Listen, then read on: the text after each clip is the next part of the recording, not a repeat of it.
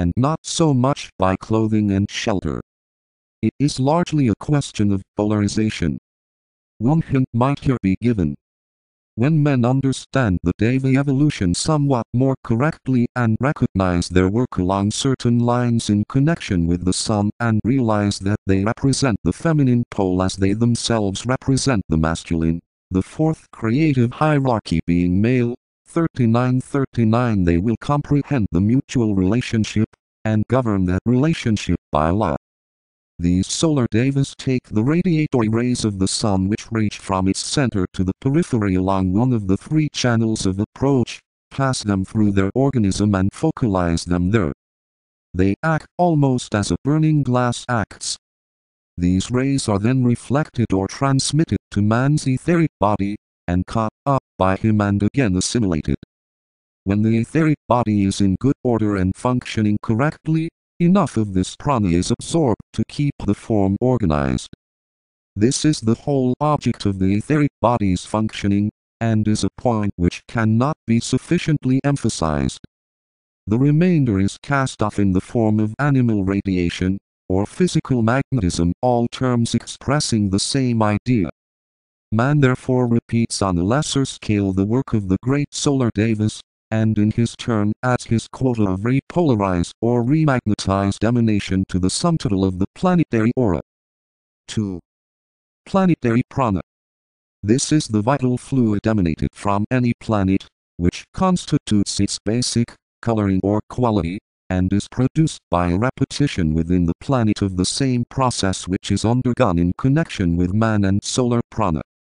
The planet, the Earth, or any other planet, absorbs solar prana, assimilates what is required, and radiates off that which is not essential to its well-being in the form of planetary radiation. Planetary prana, therefore, is solar prana which has passed throughout the planet, has circulated through the planetary etheric body, has been transmitted to the dense physical planet, and has been cast off thence in the form of the radiation of the same essential character as solar prana, plus the individual and distinctive quality of the particular planet concerned. This again repeats the process undergone in the human body. The physical radiations of men differ according to the quality of their physical bodies. So it is with the planet. Planetary emanative prana, as in the case of solar prana, is caught up and transmitted via a particular group of devas, called the devas of the shadows, who are ethereal devas of a slightly violet hue. Their bodies are composed of the matter of one or other of the four ethers, and they focalize and concentrate the emanations of the planet, and of all forms upon the planet.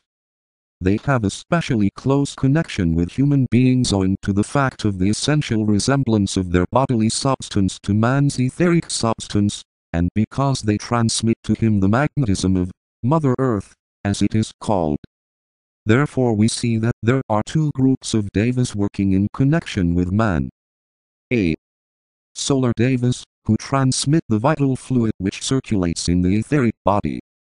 B. Planetary devas of a violet color, who are allied to man's etheric body, and who transmit Earth's prana, or the prana of whichever planet man may be functioning upon during a physical incarnation. A very pertinent question might here be asked, and though we may not fully explain the mystery, a few suggestive hints may be possible. We might ask, what causes the apparent deadness of the moon? Is there deva life upon it? Does solar prana have no effect there? What constitutes the difference between the apparently dead moon and a live planet, such as the Earth? 4040. Here we touch upon a hidden mystery, of which the solution lies revealed for those who seek, in the fact that human beings and certain groups of devas are no longer found upon the moon. Man has not ceased to exist upon the moon, because it is dead and cannot therefore support his life, but the moon is dead because man and these deva groups have been removed from off its surface and from its sphere of influence. 4141. SDI 179.41. Man and the devas act on every planet as intermediaries, or as transmitting agencies. Where they are not found, then certain great activities become impossible, and disintegration sets in. The reason for this removal lies in the cosmic law of cause and effect, or cosmic karma, and in the composite, yet individual, history of that one of the heavenly men whose body, the moon or any other dead planet at any time happened to be. 3. The prana of forms. It must first be pointed out that forms are necessarily of two kinds, each having a different place in the scheme.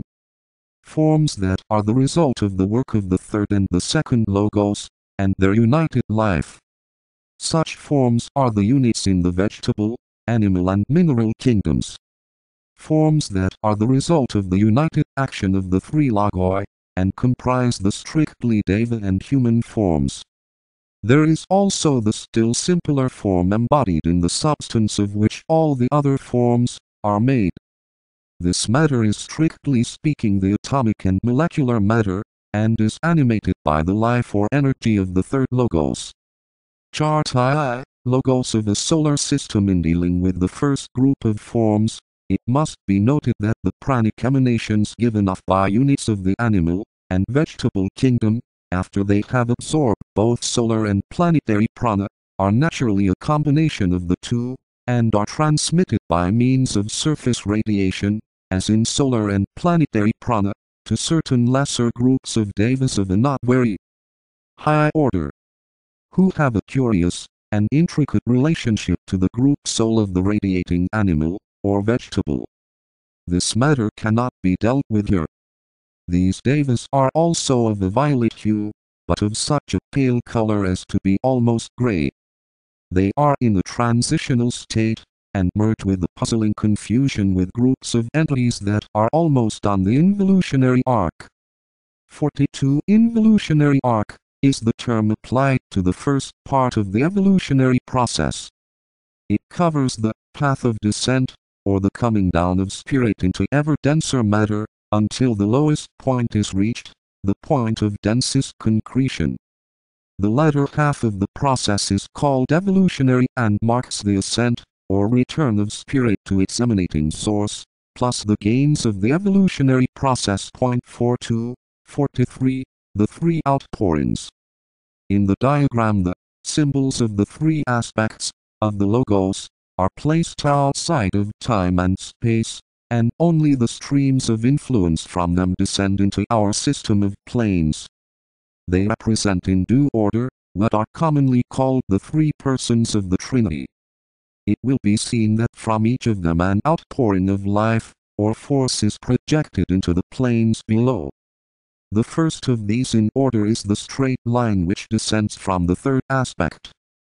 The second is that part of the large oval which lies on our left hand, the stream which descends from the second aspect until it has touched the lowest point in matter, and then rises again up the side on our right hand until it reaches the lower mental level. It will be noted that in both of these outpourings the divine life becomes darker and more veiled as it descends into matter, until at the lowest point we might almost fail to recognize it as divine life at all. But as it rises again, when it has passed its nadir, it shows itself somewhat more clearly.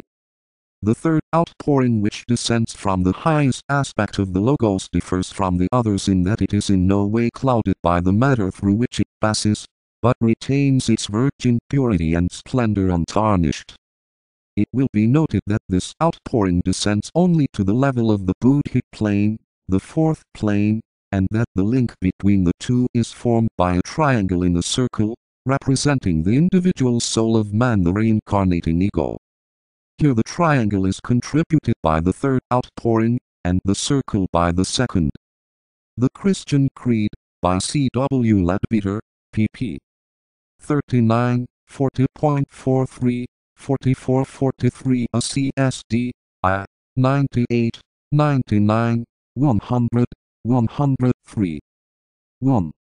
The root of life was in every drop of the ocean of immortality. Every atom in matter was impregnated with the life of the Logos. 2. The ocean was radiant light, which was fire, heat, motion. These three are the subjective life, manifesting objectively. Fire. The essence of the first logos. Electric fire. Spirit. Heat. Duality. The essence of the second logos. Solar fire. The sun aspect. Consciousness. Motion.